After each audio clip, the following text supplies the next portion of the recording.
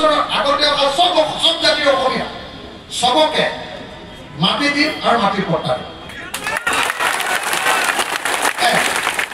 দুই, যিমান খেতি কৰা মাটি থাকিব সব মাটিতে পানী দিম, জলসিঞ্চন, ইৰিগেশ্যন, পানী ফ্ৰী, সবৰ পথাৰত পানী ফ্ৰী।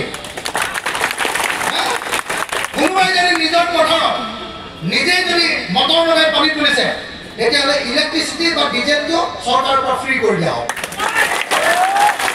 ভাল হ'বনে বেয়া হ'ব? ভাল হ'বনে বেয়া হ'ব? তাৰপাছত মানুহবিলাকক পথাৰত পানী দিয়াৰ পাছত 3বাৰ খেতি কৰিবলৈ দিম। 3বাৰ যিবিলাক মানুহে খেতি কৰিব তেওঁলোকৰ গাঁওখনত 5খন ট্ৰেক্টৰ ফ্ৰীকে চৰকাৰৰ পৰা দি দিম। খেতি কৰ।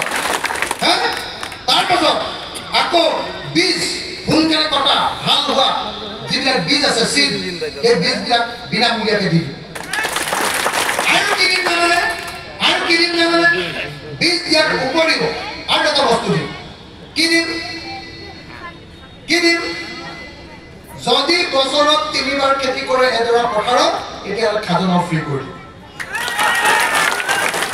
কিন্তু যদি খেতি নকৰি পথাৰখন পেলাই থয় তেতিয়াহ'লে খাজনা 3 গুণ বঢ়াই দিম। হয় নে নহয়? পৃথিৱীত সব যিবিলাক মানুহে 3বাৰ খেতি কৰে কিহে ধনী হ'ব পাৰে? হয় নে নহয়? সেইকাৰণে আমাৰ চৰকাৰবিলাকে আচলতে হিন্দুৰ কাৰণে কি